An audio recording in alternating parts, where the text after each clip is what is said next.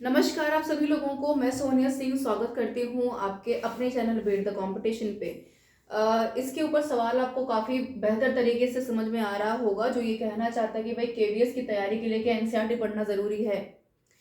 तो इसका जवाब बिल्कुल एक बड़ा वाले हाँ में है। अगर आप केवीएस के लिए एनसीईआरटी को नहीं पढ़ रहे हैं, एनसीईआरटी का फॉर्मेट कुछ भी हो सकता है, जैसे कि मार्केट में बहुत सारी किताबें हैं। एनसीईआरटी का एक समरी है, उसका सोल्यूशन है, प्रैक्टिस बुक है, बहुत सारी चीज़ें अवेलेबल हैं।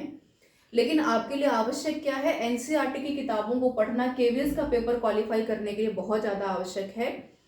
खास तौर पर अगर सब्जेक्ट कंसर्न की बात की जाए तो यहाँ पर आपका पीआरटी या फिर टीजीटी या फिर पीजीटी के जितने भी आपके सब्जेक्ट कंसर्न पेपर हैं, कम से कम 80 से 100 नंबर की वेटेज यहाँ पर रख रहे हैं। तो जाहिर सी बात है कि आपको रिस्क लेने जैसा कुछ मतलब समझ में नहीं आता है, और 3 महीना बहुत आराम से आपके पास है। अगर आप प्रॉपर शेड्यूल में एनसीईआरटी को पढ़ते हैं तो कोई बहुत बड़ी बात नहीं है। और जाहिर सी बात है कि केवीएस में जितने भी बच्चे इस बार बैठेंगे वो कहीं ना कहीं एनसीईआरटी पढ़कर ही बैठ रहे हैं। सीटेट आपने निकाला टीजीटी के लिए तो एनसीईआरटी पढ़ा होगा, पीआरटी को अगर आप पढ़ा रहे हैं पढ़ रहे हैं तो कहीं ना कहीं एनसीईआरटी पढ़ा होगा। भैया पोस्ट ग्रेजुएट होकर पीजीटी में अप्लाई कर रहे हैं तो आप एनसीईआरटी या फिर ग्रेजुएशन पोस्ट ग्रेजुएशन पढ़कर बैठे हैं, है ना। तो बहुत बड़ी बात नहीं है, लेकिन एक बेसिक अंडरस्टैंडिंग होना बहुत इंपॉर्टेंट है, जो डिपेंड करती है केवीएस के एग्जाम के ऊपर। 2 तरह की चीजें होती हैं किसी भी एग्जाम को क्वालिफाई करने के लिए। वो है एक एग्जाम का अप्रोच यानी पेपर का पैटर्न, और दूसरा होता है एग्जाम का डिमांड यानी पेपर आपसे कहना क्या चाहता है, चाहता क्या है कि भाई आप क्या पढ़ के आएंगे पेपर निकाल लें।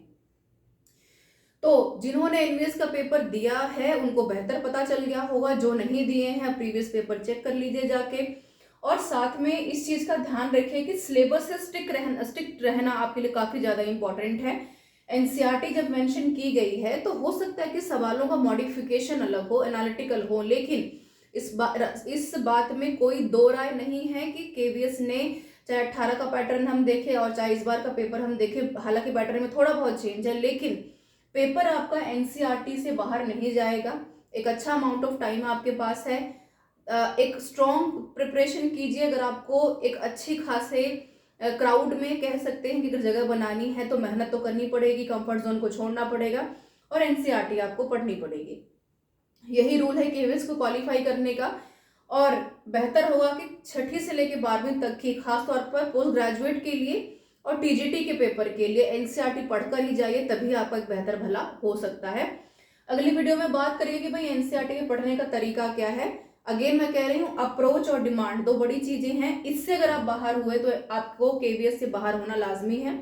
लेकिन एनसीईआरटी एक ऐसी चीज है जो कि आपके न सिर्फ नॉलेज को पॉलिश करती है, बल्कि आपको ये भी बताती है कि आपका पढ़ने का तरीका क्या होना चाहिए। आप कौन से ढर्रे पर पढ़कर किसी भी विद्यार्थी के जीवन को सफल बना सकते हैं, जो क्या है केवीएस के एग्जाम की अप्रोच भी है और साथ में डिमांड भी है।